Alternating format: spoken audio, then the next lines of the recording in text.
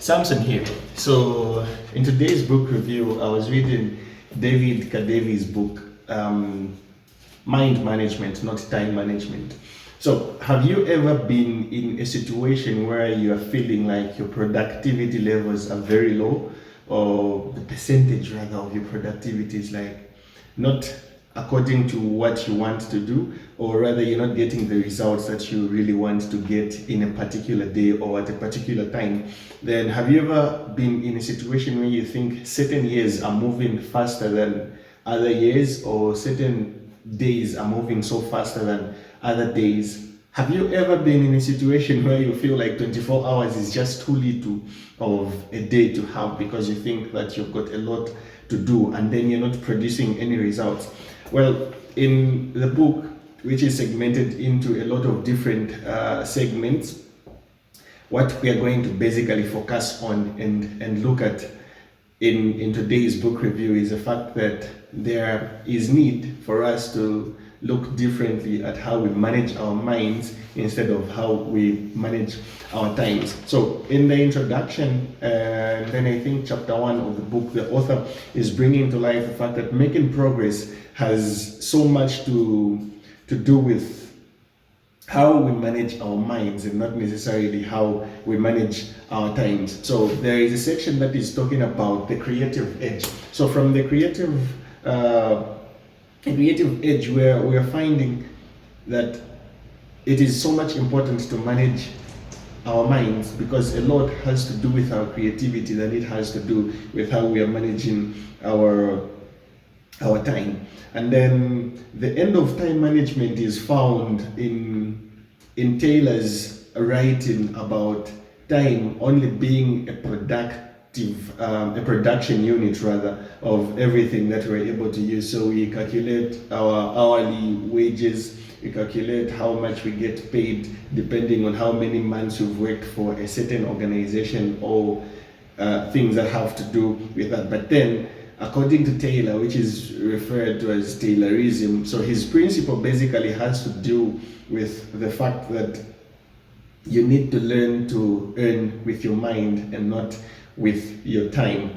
And then the creativity sweet spot that you're supposed to find and have is what is really going to help you be in the mental states, which I'm going to discuss, because that is where the discussion of today's book review is going to be based, like the 7 mental states which you need to be in order for you to enhance the productivity that you need, and then to be able to get the results that you need. Having established that introduction, we are going to focus on 3 things, which are going to become 4, and then we're going to discuss the 7 mental states. So all the 7 mental states are going to be classified into basically 3 groups. So the first one, we're going to deal with setting the stage for creative thinking, setting the stage for creativity and works. So here we're going to look at priorities, and then we're going to talk about research, or recharge rather than administrative. And then I'm also going to look at collecting raw material for creative for creativity's insights. So we're going to deal with the exploration mental state, and then we're going to deal with the research mental state. And then the last one is making the art. Here we are dealing with generating, and then the research stage of your creativity mental state. So, but before going into all those, there are 4 stages of creativity which are discussed in the book. Stage number 1, where David Kadevi is discussing the preparation stage. So in the preparation stage of creativity, what is needed is the learning of everything that you can gather in order for you to have an idea of a problem that you want to handle and a problem that you want to get solving. So in the preparation stage, it is more of the research stage where you're looking at all those factors. Stage number 2 is incubation. So your unconscious mind is going to get learning things away from you focusing on the fact that you're learning, but then it's an incubation stage where you're learning away from learning while doing basically something else. Stage number 3 is the illumination stage. So in the illumination stage, what happens is you begin to focus on getting the results of the problem that you want to solve, and then putting in the work that's needed in order for you to get the same results. And then stage number 4 is basically the verification stage. So here is where you get to evaluate the potential solutions of everything that you might have been working on.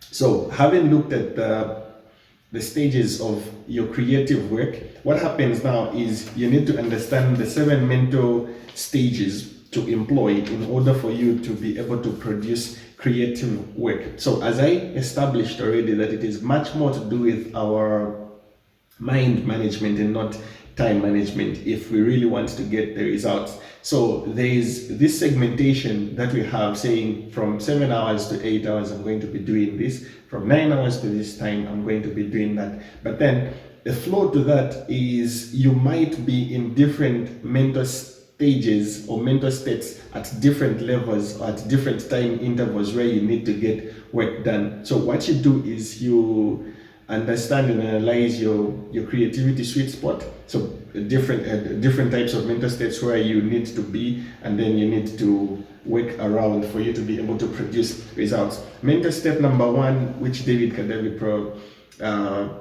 brings forth, is prioritizing. So in this mental stage, what you need to do is you need to focus on whatever you are supposed to work on your creativity. So the focus is basically on you researching, dealing with whatever you're dealing with. That is a mental state where you really require to get focused. And then moving forward, we are looking at the exploration mental state. So in the exploration mental state, this is where you are just exploring and then following through your findings and then the problem and everything else that is related to that. So you're just basically exploring. So you can do this when you do not need to focus, as compared to the prioritizing mental state. Mental state number 3 is your research mental state. So this one is related to the prioritizing, and because you're going to be researching, you're finding answers to the problems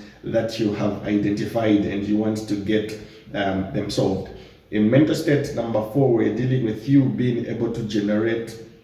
So you're creating habits here basically, where okay, you understand that the problem that you found is A, B, C, D, and then you put in the work. Now if it means writing a book, and then you've identified that I need to type the book and all that, so you're creating those habits that are going to enhance the work to be done. In mental state number 5, we're dealing with you polishing up the idea that you had. So this is going to require you to publish your work out to the world so that people can be able to see the solution that you are bringing out.